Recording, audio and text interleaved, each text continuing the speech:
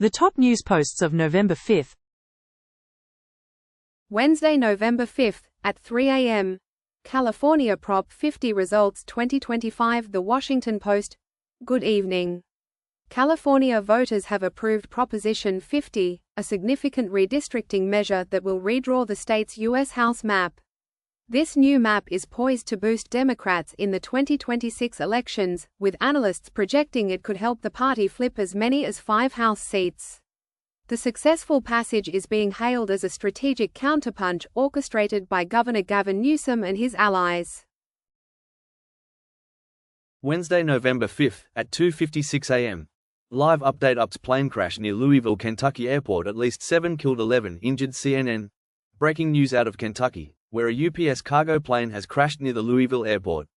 Tragically, at least 7 people are confirmed dead, with 11 others injured. The catastrophic crash also impacted local businesses, including Kentucky Petroleum Recycling and Grade A Auto Parts. We'll bring you more on this developing story. Tuesday, November 4, at 11:59 p.m. Election 2025 key takeaways: Democrats score historic big wins leading into midterms. ABC News.com. Recent elections have delivered significant headlines across the nation. Democrats scored historic wins, securing victories across the spectrum in states like Virginia, New Jersey, and New York. Media outlets are now offering their key takeaways, with many analysts pointing to a clear voter rejection of former President Trump. However, some observers caution Democrats not to misread the broader implications of these results. Tuesday, November 4, at 11:28 p.m. Zohran Mamdani wins New York as Democratic US electoral sweep deals blow to Donald Trump. Financial Times. Zohran Mamdani has won the historic New York City mayoral race. His victory sees him take the reins of a city facing numerous challenges, with Wall Street offering cautious support to the new mayor. Tuesday, November 4, at 11:20 p.m. Newspaper headlines: Reeves poised to break 50-year tax taboo and arise. Sir Beck's BBC. Shadow Chancellor Rachel Reeves dominates today's tax headlines, reportedly poised to break a 50-year taboo by reforming Britain's messy tax system. The Telegraph says the current structure actively hinders the economy, while a think tank warns big tax rises are needed to avoid another Liz Truss financial shock. The Guardian, however, notes Reeves remains vague on her budget specifics, despite the Financial Times underscoring the urgent need for reform. Tuesday, November 4, at 11 p.m. The tariff case puts the Supreme Court's conservatives in a bind. Politico. The U.S. Supreme Court is hearing oral arguments today on the legality of former President Trump's tariffs. This high-stakes case challenges presidential power and could put the court's conservative justices in a bind. A former Trump trade architect suggests the ex-president is now too committed to backtrack on these tariffs, calling such a reversal a pretty horrific decision. Tuesday, November 4, at 10:44 p.m. Democrats flip 2 seats on the Georgia Public Service Commission. Georgia Recorder. Breaking news out of Georgia tonight. Democrats have secured an upset victory, flipping 2 key seats on the state's Public Service Commission. The win sees Democrats oust Republican incumbents from the influential utility board. This result is being closely watched, as it could directly impact Georgia power bills and is also seen as a significant bellwether for the upcoming midterm elections. Tuesday, November 4, at 9:15 p.m. Jamaica sees 30 GDP hit from Hurricane Melissa, at least 75 dead in Caribbean. Reuters. Jamaica faces a catastrophic aftermath following historic Hurricane Melissa. The grim death toll now stands at 75 and is rising, with an estimated 30% hit to the nation's GDP. Reports from one devastated town describe 90% of homes destroyed. As the island grapples with this immense disaster, an urgent international appeal for donations has been launched.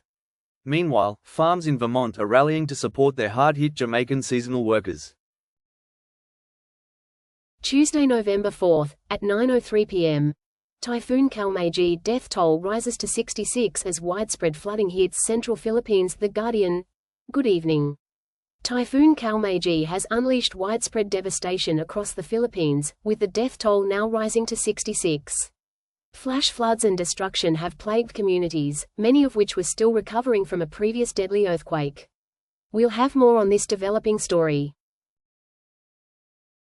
Tuesday, November 4th, at 8:29 p.m.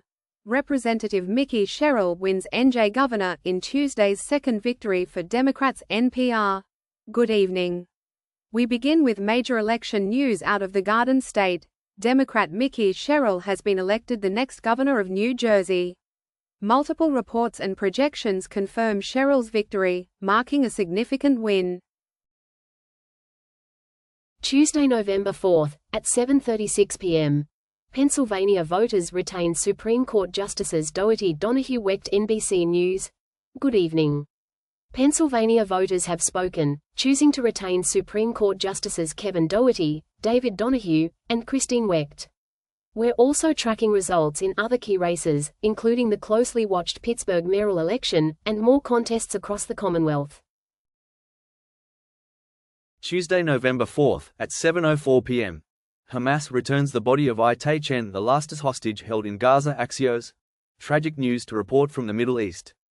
Hamas has returned the remains of Itay Chen, the dual U.S.-Israeli citizen identified as the last American hostage held in Gaza. Israel confirmed the handover of Chen's body earlier this week. Separately, 15 Palestinian bodies have arrived at a Gaza hospital, transferred from Israel. Tuesday, November 4th, at 6 p.m. Tesla is obsessed with Musk's pay package. Musk is obsessed with AI. The Wall Street Journal. At Tesla, the spotlight is firmly on CEO Elon Musk's staggering pay package, even as Musk's own focus reportedly remains on AI. But that colossal deal is facing significant headwinds. Major Tesla investors are rejecting the proposed $1 trillion payout. And adding to the pressure, Norway's influential sovereign wealth fund has announced it will vote against the package, complicating Musk's path to what some describe as a potential trillionaire status. Tuesday, November 4th, at 12:26 p.m. District of Massachusetts 2 arrested in connection with explosion on Harvard Medical School campus. Department of Justice Gov. We begin with breaking news out of Massachusetts. Federal authorities have arrested 2 men in connection with the recent explosion at Harvard Medical School. The Department of Justice confirms charges have been filed against the 2 Massachusetts residents, following an investigation by the FBI. Tuesday, November 4th, at 10:17 a.m. White House says it will make some SNAP payments after Trump threatened to defy court. The New York Times. Breaking now from the White House. The administration confirms some SNAP payments will be made, backing down from earlier threats to defy a court order. This comes as the government shutdown nears a record. However, beneficiaries should note these payments will only be half the normal amount and will be delayed, as the White House complies with the court's directive.